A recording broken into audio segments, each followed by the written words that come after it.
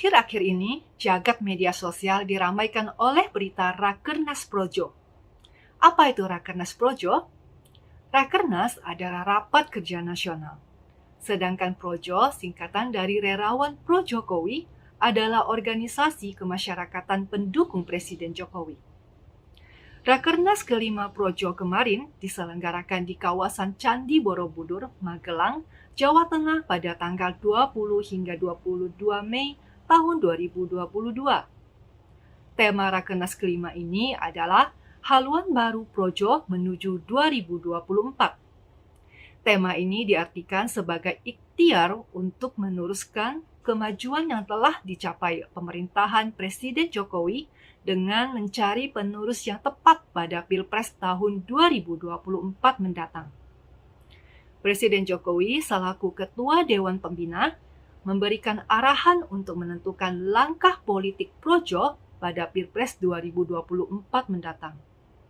Arahan Jokowi menjadi dasar pijakan dan basis relawan untuk mengambil keputusan dalam bertindak.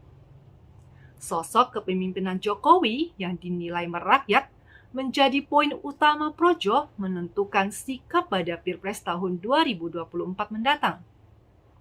Sebagai organisasi yang setia di garis rakyat, maka Projo memiliki kriteria sosok pemimpin nasional yang betul-betul mau berpihak kepada perbaikan nasib rakyat Indonesia dengan agenda-agenda kerakyatannya.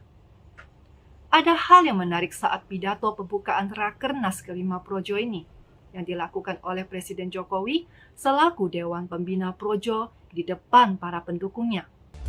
Urusan politik, ojo kesusu sik. Jangan tergesa-gesa. Jangan tergesa-gesa. Siap, yang ketiga. Meskipun mungkin yang kita dukung ada di sini. Dalam kesempatan ini, Jokowi seakan menyiratkan dirinya telah memiliki nama kandidat untuk diusung sebagai calon presiden pada Pilpres 2024. Meski tidak secara gamblang menyebutkan nama, Jokowi memberikan kode bahwa bisa jadi tokoh yang didukung untuk maju sebagai capres turut hadir dalam Rakernas ini. Sebagai informasi, tokoh yang hadir pada Rakernas Projo antara lain Ibu Negara Iriana Joko Widodo, Gubernur Jawa Tengah Ganjar Pranowo, Ketua Umum Projo Budi Ari Setiadi, Kepala Kantor Staf Presiden Muldoko, Anggota Watimpres Sidarto Danu Subroto, Dirjen Kebudayaan Hilman Farid yang juga relawan dari Sekretaris Nasional Jokowi, dan Bupati Magelang Jainar Arifin. Namun demikian, Jokowi berpesan agar para relawan untuk tidak tergesa-gesa memutuskan bakal calon presiden pada kontes politik 2024. Urusan politik, ojo kesusu sik. Saat ini yang menjadi fokus presiden adalah menyelesaikan berbagai persoalan bangsa terlebih dahulu, terutama masalah ekonomi rakyat. Arahan ojo ke susu yang dilontarkan oleh Presiden Jokowi dalam acara dengan Projo juga bisa bermakna sindiran bagi para menteri-menterinya yang mulai masif mencuri start mendekati masyarakat di tengah tugas-tugas pekerjaan mereka. Para menteri merupakan pembantu presiden secara tata negara memiliki kewajiban untuk fokus bekerja dalam mensukseskan program-program pemerintahan Jokowi, terutama pemulihan perekonomian rakyat pasca pandemi dan perekonomian global. Jadi, yang dimaksud Presiden Jokowi harus fokus bekerja dulu ya, jangan kecentilan kampanye. Tentu saja, Jokowi tidak mau kabinet yang dipimpinnya goyah hingga jabatannya berakhir pada tahun 2024 nanti. Dalam pidatonya, Jokowi mengingatkan bahwa dinamika politik saat ini belum jelas, karena partai-partai politik saat ini belum memutuskan tokoh yang akan diusung sebagai calon presiden.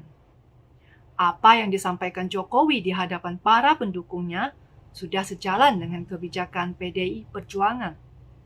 Jokowi sadar betul bahwa keputusan untuk mendukung capres tertentu merupakan hak prerogatif ketua umum partai, bukan kelompok atau perseorangan. Meskipun Jokowi tidak menyebut nama secara spesifik siapa yang didukungnya, namun publik mengaitkan pernyataan itu dengan Ganjar Pranowo yang turut hadir dalam ruangan itu.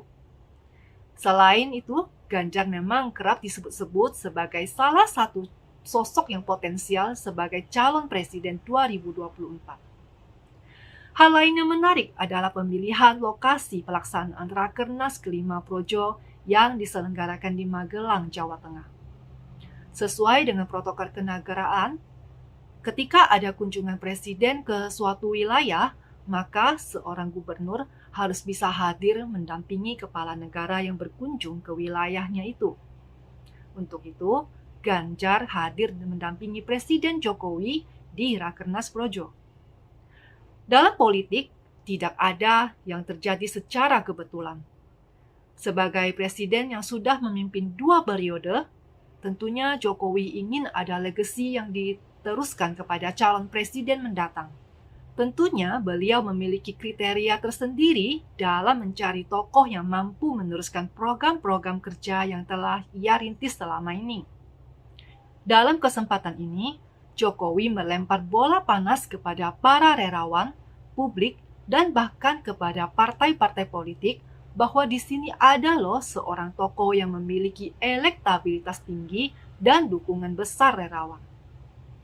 Ketika sinyal ini sudah diberikan oleh Jokowi, maka Jokowi tinggal menunggu respon dari partai-partai pendukung koalisi pemerintahan. Kemampuan Jokowi mengumpulkan dukungan relawan, publik, dan partai politik untuk mendukung figur yang diinginkan memungkinkan Jokowi sebagai seorang kingmaker untuk Pilpres tahun 2024. Pergelaran yang dilakukan Projo di Jawa Tengah adalah panggung besar yang diberikan kepada Ganjar oleh para relawan. Para relawan ingin menunjukkan Ganjar sebagai kandidat yang kuat di survei adalah tokoh yang patut diperhitungkan oleh partai politik sebagai calon presiden mendatang.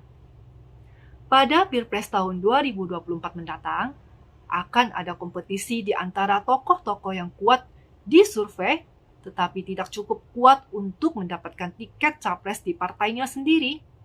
Dan di saat yang bersamaan, ada pula tokoh yang tidak kuat di survei, tetapi memiliki tiket untuk maju sebagai capres. Seandainya partai politik mencoba berspekulasi dengan hasrat politiknya mendorong elit internalnya yang tidak kuat di survei untuk maju di Pilpres tahun 2024 mendatang, bisa saja partai politik kehilangan pendukungnya dalam jumlah yang besar pula.